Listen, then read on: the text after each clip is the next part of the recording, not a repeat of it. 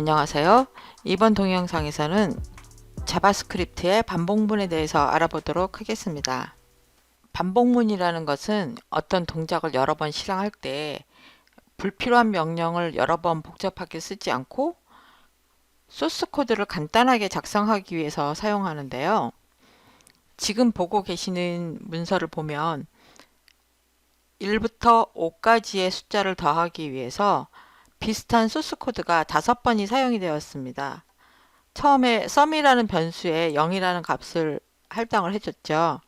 그리고 나서 sum이라는 변수에 1이라는 값을 더해주고 그 결과값에 다시 2를 더해주고 그 결과값에 3, 4, 5를 차례로 더해줬습니다.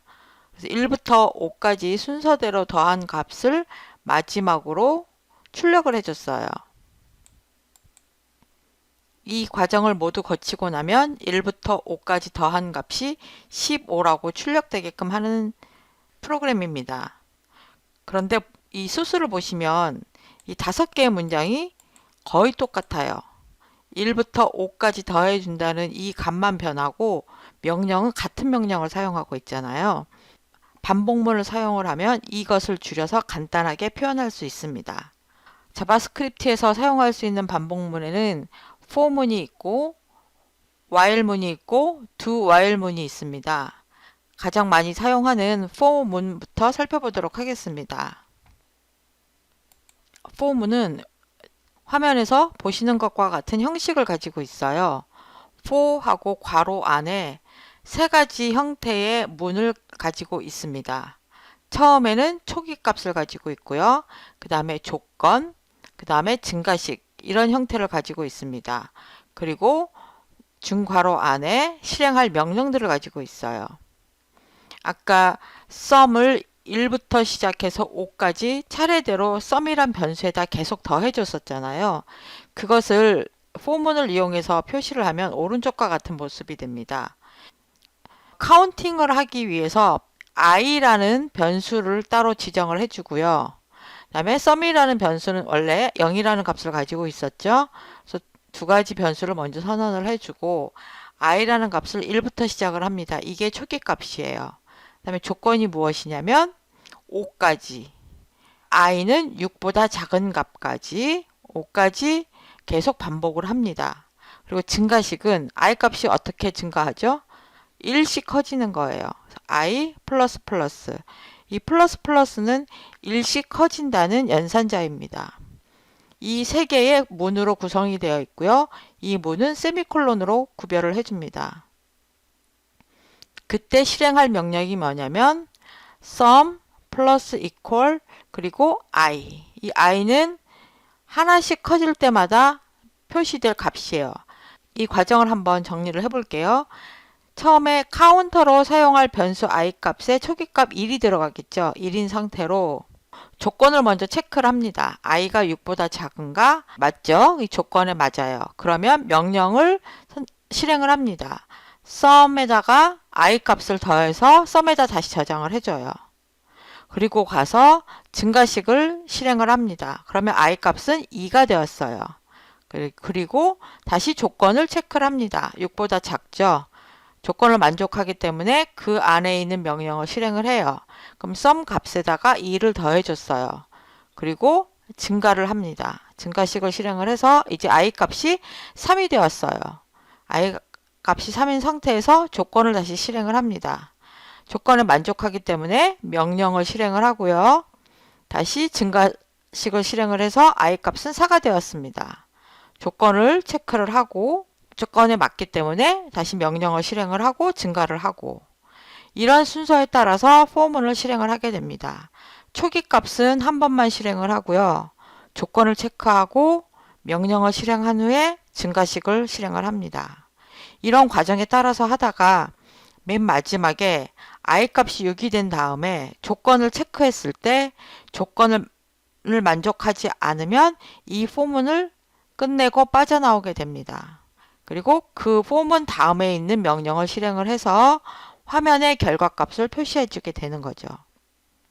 for문에서 for 괄호 안에 있는 초기값과 조건 그리고 증가식만 잘 작성을 할 수 있게 되면 아주 복잡한 반복되는 문장을 간단하게 줄여서 표현할 수 있게 됩니다. 이렇게 포문을 사용을 해서 1부터 5까지 더할 수 있게 되었다면 이 포문을 이용을 해서 1부터 100, 1부터 1000까지 더하는 것도 간단하게 할 수 있겠죠. 만약에 이 6자리를 1001이라고 하면 1부터 1000까지의 숫자 값도 간단하게 계산할 수 있을 것입니다. 저장을 하고 한번 이 프로그램을 실행을 해보면 1부터 1000까지 더하면 500, 500이 돼요. 제가 직접 계산기로 두드려 보진 않았지만 아마 이 값이 맞을 거예요. 이렇게 계산을 할 수 있게 됩니다. 만약에 이 포문을 사용하지 않았다면 계속 이거를 아마 1000줄을 계속 썼어야 했겠죠. 근데 반복문이 있기 때문에 간단하게 이렇게 3줄로 처리할 수 있습니다. 포문은 포문 안에 또 다른 포문을 넣을 수도 있습니다. 이거를 중첩된 포문이라고 하는데요. 중첩된 포문을 연습할 때는 보통 구구단을 많이 만들어 봅니다. 이 중첩된 포문은 안에 있는 포문부터 실행을 하고 이 포문이 끝나면 바깥에 있는 포문을 실행을 하게 됩니다. 이 중첩된 포문을 구구단을 통해서 연습하는 이유는 일단 이 구구단은 1단에서부터 9단까지 있고요. 각 단에서 다시 이 1에서부터 9까지 곱해주는 값이 또 바뀌잖아요. 그래서 포문을 2번을 사용하게 되는데 1단에서 1에서부터 9까지 곱해지는 값이 안에 있는 j 값입니다. 그 다음에 밖에 있는 i 값은 1단에서부터 9단까지 나타내는 반복되는 값입니다. 안에 있는 값이 먼저 바뀌어요. 만약에 i 값을 2부터 한번 지정을 해볼까요? 그러면 2단부터 바뀌는 걸 볼 수가 있습니다. 그러니까 여기 안에 있는 j 값은 그 단 안에서 바뀌는 1에서부터 9까지의 값이에요. 그리고 밖에 있는 i 값은 단을 나타내는 것이에요. 2단에서부터 9단까지.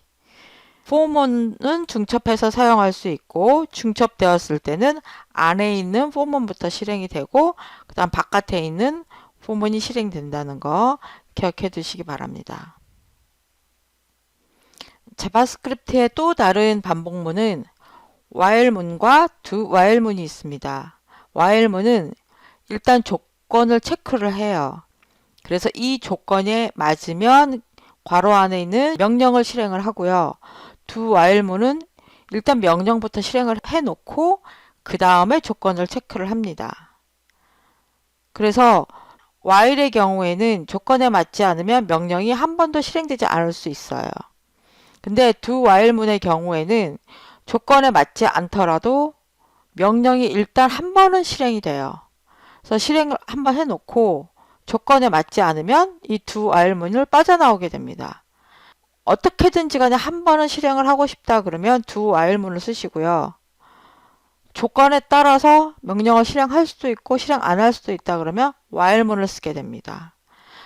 while문을 이용을 해서 반복을 할 수도 있는데 내가 어떻게든 한 번은 더 실행을 해야겠다 싶으면 while문 대신에 do while문을 사용할 수 있습니다.